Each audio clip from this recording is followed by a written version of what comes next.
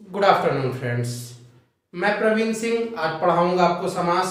उसके पहले सक्सेस एक ऐसी चीज है जो मेहनत करने वालों पर फिदा हो जाती है, तो इसीलिए कहते हैं मेहनत करिए और एक दिन सक्सेस आपके ऊपर फिदा जरूर होगी।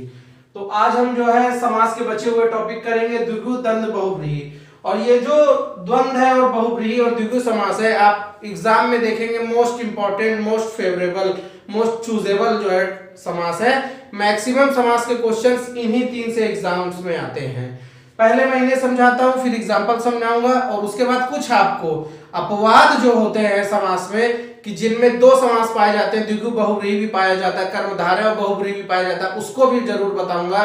तो वीडियो में बने रहिएगा जिससे आपके एग्जाम में आने हुए कठिन सवाल आपके गलत ना हो, क्योंकि समास के आसान सवाल तो सभी कोई कर लेता है, लेकिन जो कठिन सवाल होते हैं वही बच्चा नहीं कर पाता, और वही मैं आपको बताऊंगा और वहीं से आपके नंबर और कंपटीशन और आपका अच्छा जाएगा और एग्जाम में आप देखेंगे कि समास आपको बहुत आसान लगने लगेगा। तो चलिए शुरू करते हैं हम समास। तो समास में पहले बात आती है द्विगु समास की। तो द्विगु समास की देखिए पहचान क्या होती है। पहचान होती है द्विगु समास की संख्यावाची। ये संख्यावाची होता है, जहां पर भी किसी संख्या का बोध होगा, समूह का बोध होगा। दूसरी पहचान है समूह का बोध। समूह का बोध होगा यानी एक से अधिक होगा, कई लोगों की बात होगी। तीसरा सामान्य प्रचलन। द्विगु समास यानी वहीं पर होगा समास जहां सामान्य प्रचलन में यूज किया जाएगा। अब एक दो एग्जांपल देख लेते हैं जिससे कि आपका कंफ्यूजन दूर हो जाए।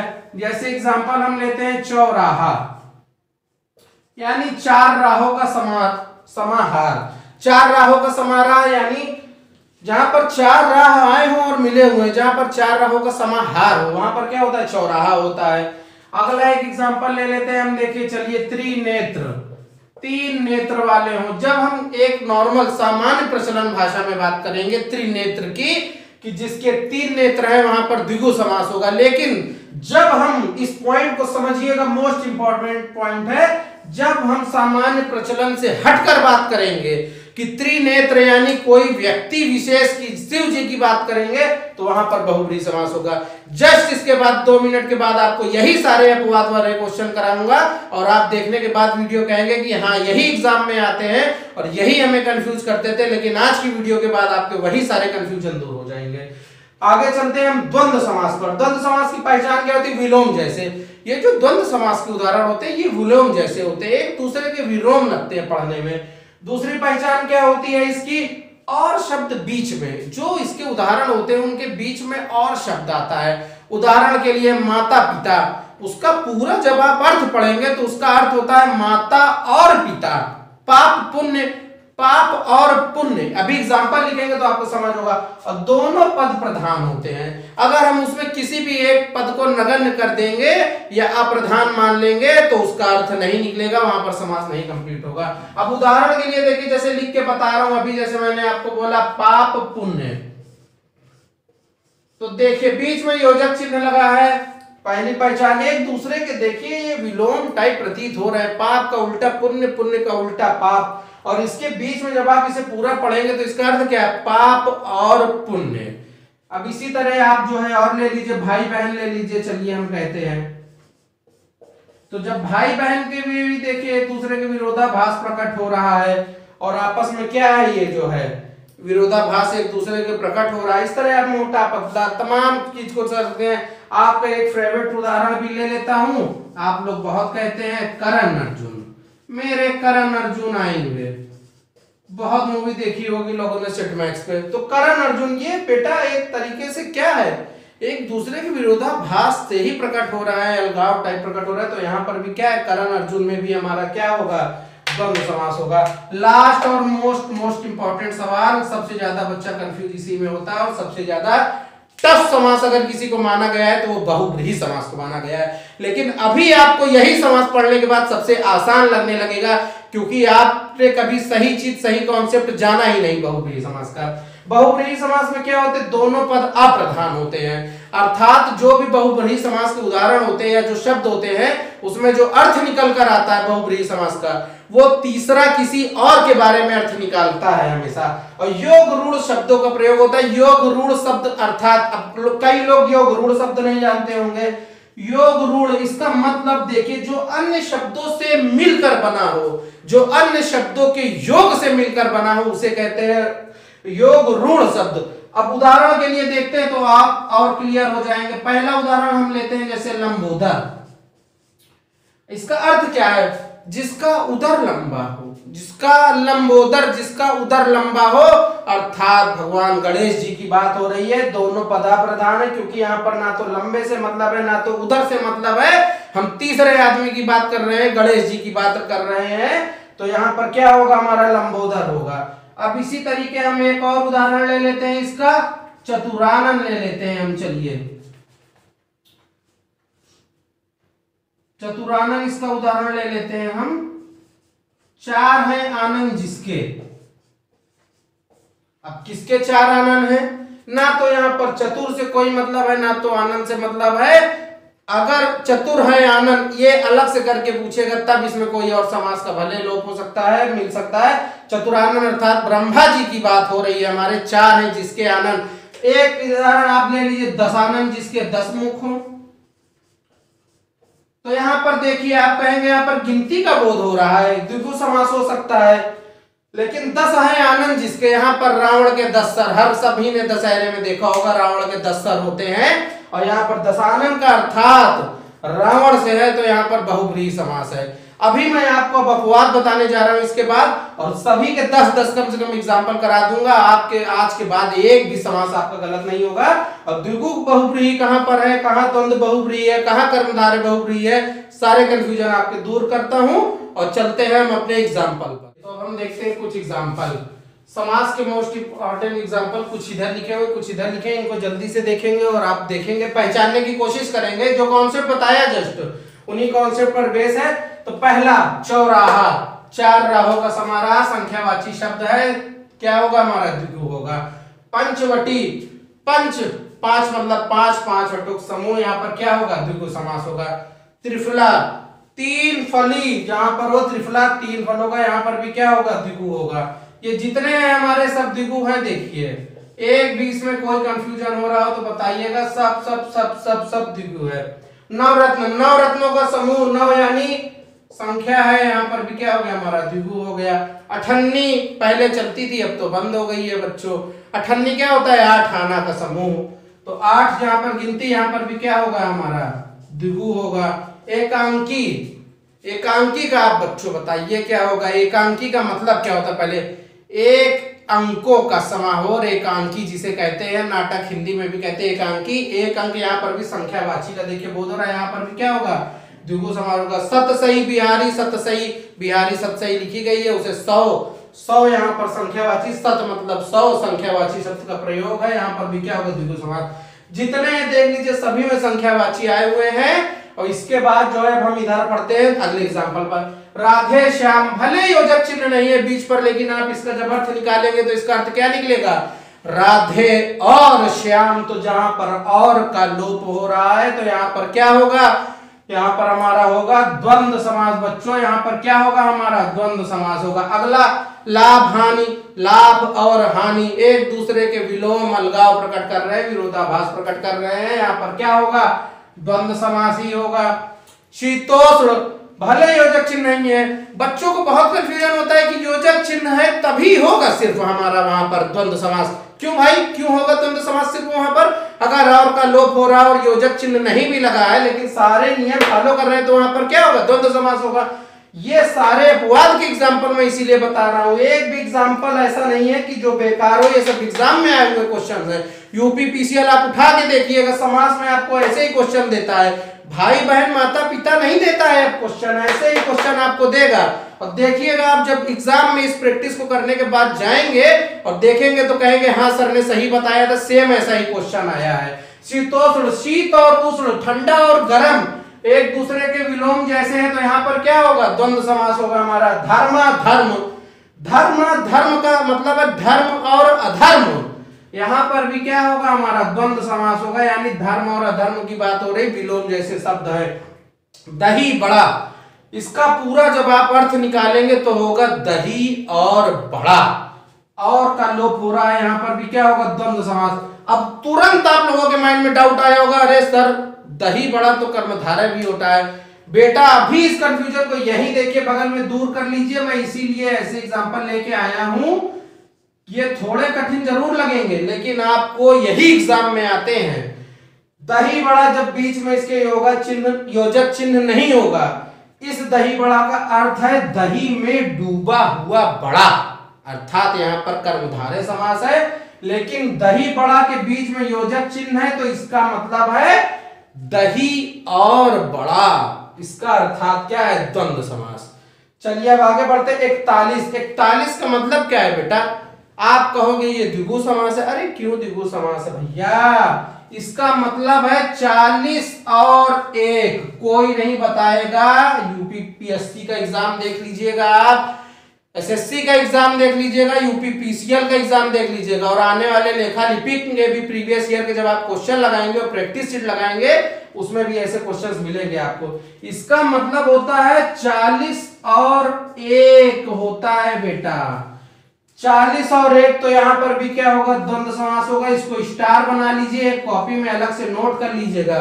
कोई टीचर नहीं बताता है इसको भाई बहन माता पिता करण अर्जुन पाप पुण्य लाभ हानि, इसके आगे बढ़ते ही नहीं है, बच्चे जानते ही नहीं है द्वंद्व समास में ये भी आता है।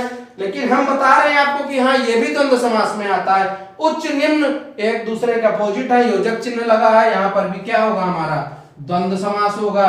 52 सेम इसी कॉन्सेप्ट आपको लगाना है। 52 का मतलब क्या होता है बच्चों? अगर हम गणित में मतलब देखें 52 इसका मतलब क्या है बेटा? ये 50 और 2, जहां पर बात 50 और 2 की बात आएगी और का लोप होगा वहां पर क्या होगा? हमारा द्वंद्व समास होगा। तो 52 में भी हमारा क्या होगा? द्वंद्व समास होगा। तो अब देखिए सारे इधर के जितने एग्जाम्पल, चलिए अब लास्ट बचता है हमारा बहुब्रीहि समास और सबसे इंपॉर्टेंट सवाल समास और सबसे ज्यादा इंपॉर्टेंट सवाल भी इसी से बनते हैं। तो इस समास को नाम भी दिया गया है इसीलिए बहुब्रीहि समास। और देखिए इसका सबसे पहले इसकी पहचान क्या होती है? देखिए आपको मैंने पहले भी बताया दोनों पद क्या होते हैं? अप्रधान होते हैं। घात प्रतिघात वैसे शब्दों का अगर प्रयोग होगा बीच में योजक चिन्ह लगा के वहां पर भी क्या होगा? बहुब्रीहि समास होगा। प्रथम वर्ण अगर सा आया है और वो सा हमारा साथ का भाव दे रहा है तो वो भी क्या होगा? हमारा बहुब्रीहि समास होगा। और कोई भी अगर है शब्द वो विशिष्ट अर्थ दे रहा है तो वो क्या होगा? बहुब्रीहि समास होगा। और ये 20 एग्जाम्पल है और आपको इस चीज का चैलेंज कर रहे हैं। मैक्सिमम हर एग्जाम में इन्हीं 20 समासों से जुड़े हुए ही सवाल आते हैं। आप एक बार इसका स्क्रीनशॉट ले लीजिए पूरे का, आप देख लीजिएगा। सबसे ज्यादा कंफ्यूजिंग वर्ड है और आज के बाद आपको बहुब्रीहि समास में कोई कंफ्यूजन नहीं होगा अगर सिर्फ ये 20 एग्जाम्पल आपने पढ़ लिए तो। कोई नहीं बताता है, आप देखेंगे एक एक एग्जाम्पल अभी आपको मैं बताऊंगा समझाऊंगा कैसे क्या हो रहा है और आपका बहुब्रीहि समास को लेकर सारा कंफ्यूजन पूरा दूर हो जाएगा। तो चलिए हम लेते हैं पहला एग्जाम्पल, माला माली। देखिए माला माली क्या? हमारा घात प्रतिघात हो रहा है। जैसे हम कहते हैं जूता जूती, अगला एग्जाम्पल भी है। आपस में एक दूसरे से क्या हो रहा है? घात प्रतिघात। और जूता जूती क्या है भाई? जूता जूती से होने वाली लड़ाई। सेम एग्जाम्पल आप और इसका देखेंगे ऐसे ही गाला गाली कहते नहीं है वहां पे, अरे वहां जूता जूती चल गई भाई, वहां माला माली हो गई भाई। इसी तरह कहते नहीं है हम, जैसे गाला गाली को कहेंगे अरे भाई वहां पे गाली गलौज हो रहा है, गाला गाली हो रही है। तो इस तरह के जब शब्दों का हम लोग प्रयोग करेंगे तो वहां पर क्या होगा? हमेशा बहुब्रीहि समास होगा। तो इसके आगे जो है अब देखिए ये सारे शब्द क्या है? माला माली भाई सब लड़ाई के लिए ही प्रयोग किए गए हैं। माला माली से लड़ाई होने वाली लड़ाई, लाठा लाठी भी हम लोग कई जगह कहते हैं, लाठा लाठी से होने वाली लड़ाई। तो ये सब किसके एग्जाम्पल है? बहुब्रीहि समास के एग्जाम्पल है। तो घात प्रतिघात से रिलेटेड यहाँ पर 3 एग्जाम्पल थे, तीनों एग्जाम्पल आपको समझ में आए। चलिए अगला ये चंद्रशेखर, जिसके शेखर पर चंद्र हो। यहाँ पर क्या विशिष्ट अर्थ दे रहा है ना, ये भगवान शिव जी के बारे में बता रहा है। तो जहां पर विशिष्ट अर्थ आएगा वहां पर क्या होगा? हमारा बहुब्रीहि समास होगा। पंजाब, कितने कहेंगे पंजाब के बाद? पंज आ रहा है सर, 5 आबों का शहर, 5 रबों का राज्य है तो 5 नदियों का वैसे तो ये है, तो उसे आप क्या कहेंगे? द्विगु कहेंगे। लेकिन यहाँ पर एक ये विशिष्ट अर्थ दे रहा है क्योंकि पंजाब एक सिर्फ राज्य नहीं है, एक विशिष्ट राज्य है भारत का। जब हम कहते हैं पंजाब में दंगा हो गया तो वहां पे 5 नदियों के समूह से नहीं तात्पर्य निकल रहा, वहां पर एक विशिष्ट अर्थ निकल रहा है पंजाब राज्य से। अगर हम कहा जाए भगवंत मान कहाँ के मुख्यमंत्री है तो हम सीधे कहते हैं पंजाब। पंजाब एक विशिष्ट राज्य हो गया तो वहां पर क्या होगा? हमारा बहुब्रीहि समास। अब नेताजी, नेताजी कौन है? नेताजी नॉर्मल नेताजी नहीं, हम एक विशेष नेताजी जो सभी का क्या करते हो, आगे करते हो, पथ प्रदर्शक करते हो। यहाँ पर नेताजी अर्थात सुभाष चंद्र बोस जी से तात्पर्य निकाला है। जब भी हम नेताजी की बात करते हैं तो नेताजी का अर्थात एक विशिष्ट व्यक्ति सुभाष चंद्र बोस जी से तात्पर्य है यहाँ पर, इसलिए क्या है, बहुब्रीहि समास है। ससम्मान। अब एक चीज और बहुब्रीहि समास का नियम जान लीजिए, जब भी किसी शब्द का प्रथम वर्ण सा होगा और उस सा से साथ का भाव प्रकट होगा तो वहां पर बहुब्रीहि समास होगा। मोस्ट इंपॉर्टेंट है, लड़के कंफ्यूज होते हैं, इसको देखकर कर्मधारय लगाते हैं, कभी तत्पुरुष लगाते हैं। कोई सा परिवार के आगे सा देखता है तो कहता है कि इस पे तो उपसर्ग लगा हुआ है तो ये हमारा व्यभिभाव समास हो जाएगा।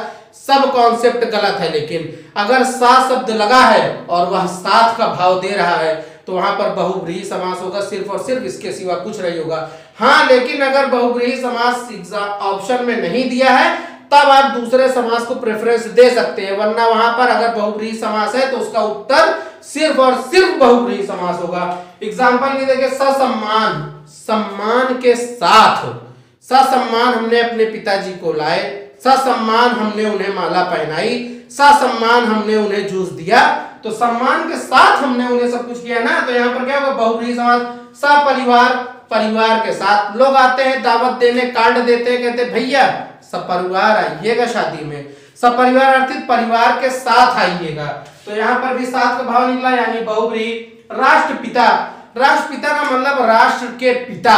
अगर यहाँ पर अलग से बोलता राष्ट्र के पिता में कौन सा समास है तब आप कर्मधारय और तत्पुरुष इधर उधर सोचते, लेकिन अगर सिर्फ राष्ट्रपिता कह दिया है यानी राष्ट्रपति मतलब गांधी जी, राष्ट्रपिता मतलब गांधी जी, एक विशिष्ट व्यक्ति से तात्पर्य है, अर्थात यहाँ पर क्या होगा, बहुब्रीहि समास होगा। वीणा पाड़ी, जिनके हाथ में वीणा हो, अभी हमने पहले भी बताया देवी मां सरस्वती की बात है। दशानन, दस है आनंद, जिसके रावण की बात हो रही है, यहाँ पर विशिष्ट व्यक्ति की बात हो रही है। अगर यहाँ पर बहुब्रीहि नहीं है तब आप इसमें द्विगु लगा सकते हैं, लेकिन अगर बहुब्रीहि है तो द्विगु कदापि नहीं होगा, इसमें बहुब्रीहि होगा। इसलिए ये सारे बहुब्रीहि के एग्जांपल हैं, इसीलिए फिर कह रहा हूं अगर स्क्रीनशॉट ना लिया हो तो ले लीजिए। सबसे ज्यादा एग्जाम में यही आते हैं और सबसे ज्यादा यही कंफ्यूज करते हैं। आने वाले यूपी पीसीएल के एग्जाम में, ट्रिपल एससी के एग्जाम में और जो लेखा लिपिक की भी वैकेंसी आ रही है, आप देखिएगा समास में क्वेश्चन इसके बाहर कहीं नहीं आएगा जितना मैंने समास पढ़ा दिया है। अगर आपने इतना समास पढ़ लिया तो समास का आपका एक क्वेश्चन कहीं आपके नोट से बाहर नहीं जा सकता है। अगला नीलकंठ, जिसका कंठ नीला है, भगवान शिव की बात हो रही है, विशिष्ट व्यक्ति की बात हो रही है। त्रिनेत्र, जिसके 3 नेत्र हैं, भगवान शिव जी के ही तीसरा नेत्र है, कहते थे गुस्से से फूलता था, शिव जी की बात हो रही है, 3 नेत्र है। चारपाई, चारपाई है नहीं, चारपाई यानी एक विशिष्ट चीज की बात हो रही है जिसके 4 पाए होते हैं। चारपाई गांव में बनी होती है, अब तो चारपाई का प्रचलन शहरों में खत्म हो रहा है, गांवों में आज भी चारपाई मिलती है। एक विशिष्ट चीज की बात हो रही है, तो ये क्या है हमारी चारपाई, बहुब्रीहि के अंदर है कि चौलड़ी, 4 है लड़ी, 4 है लड़ी से तात्पर्य नहीं है, यहाँ पर 4 है, 4 लड़ियों वाली एक विशिष्ट माला की बात की जा रही है। जब किसी भी विशिष्ट चीज, विशिष्ट व्यक्ति की बात होगी तो वहां पर क्या होगा, बहुब्रीहि समास होगा। तो चौलड़ी अर्थात 4 लड़ियों वाली एक माला की बात हो रही है, यहाँ पर बहुब्रीहि समास होगा। बारहसिंघा, बारहसिंघा एक विशिष्ट पशु है बेटा, विशिष्ट पशु है, और उत्तर प्रदेश का राजकीय पशु भी बारहसिंघा है, इस चीज को जान लीजिए आप। तो बारहसिंघा एक विशिष्ट पशु है, इसलिए ये क्या है। इन तीनों एग्जाम्पल की खास बात देख लीजिए, अभी फिर से बता रहा हूं, दोबारा रिपीट कर रहा हूं। चारपाई, चौलड़ी, बारहसिंघा, तीनों में बहुब्रीहि समास है। अगर बहुब्रीहि समास ऑप्शन में नहीं दिया है तब आप द्विगु को मारेंगे, लेकिन अगर बहुब्रीहि दिया है, बहुब्रीहि है ऑप्शन में, तो पहले आप बहुब्रीहि ही मारेंगे, उसके बाद कुछ और मारेंगे, याद रखिएगा। सा स्नेह, सा वाला कॉन्सेप्ट स्नेह के साथ। चतुर्भुज, 4 है भुजाएं जिसकी, अर्थात भगवान विष्णु जी की बात हो रही है यहाँ पर, तो यहाँ पर क्या होगा हमारा, बहुब्रीहि समास होगा। पीतांबर, पीले, पीतांबर हम विष्णु जी को संज्ञा देते हैं, पीतांबर उन्हीं को कहा जाता है, यहाँ विष्णु जी से तात्पर्य है पीतांबर से, अर्थात आजाद। आजाद मतलब जो आजाद हो, जो किसी के बस में ना हो, खुद में जिसको कोई काबू ना कर सके, आजाद अर्थात चंद्रशेखर आजाद जी के बारे में, एक विशिष्ट व्यक्ति के बारे में बात हो रही है, इसलिए ये हमारा क्या होगा, बहुब्रीहि समास होगा। जल्दी से एक रिकैप मारते हैं हम रैपिड फायर की तरह। माला माली, जूता जूती, चंद्रशेखर पंजाब, नेताजी, सा सम्मान, सा परिवार, राष्ट्रपिता, वीणा पाड़ी, दशानन, नीलकंठ, गाला गाली, त्रिनेत्र, चारपाई, चौलड़ी, बारहसिंगा, साई स्नेह, चतुर्भुज, पीतांबर, आजाद, सबके सब बहुब्रीहि समास के उदाहरण हैं। आज के बाद कभी मत कंफ्यूज हो रहिएगा और इसको कॉपी में लिख लीजिएगा। इस 20 एग्जाम्पल से आपकी बहुत बड़ी मदद हो जाएगी। और अगर आपको ये समास का टॉपिक, ये वीडियो अच्छा लगा हो तो इसे शेयर करिएगा, दोस्तों से बताइएगा और वीडियो को पूरा देखिए, आइएगा उन लोगों से और शेयर करिएगा वीडियो को, ज्यादा से ज्यादा लाइक करिएगा। अगर कोई डाउट हो किसी शब्द में, समास में, तो आप कमेंट करिएगा, उसका रिप्लाई आपको कमेंट में किया जाएगा और आपको आने वाले समय में आप महसूस करेंगे कि हाँ, आपको हिंदी का एक एक टॉपिक, आपका जो लेखा लिपिक का सिलेबस है उसके हिसाब से मैं पूरा कवर कराऊंगा। एक क्वेश्चन नोट्स के बाहर से नहीं जाएगा, सारे कॉन्सेप्ट नोट्स के रहेंगे और समास यहीं पर समाप्त होता है। कोई भी डाउट हो तो आप कमेंट करिएगा, उसके बाद आपको अगर कुछ डाउट होगा तो उसे मैं आपको बताऊंगा। Thank you for watching. और अगर जी उड़ना है आकाश में तो ज्वाइन करिए mission with Aakash. Thank you to all.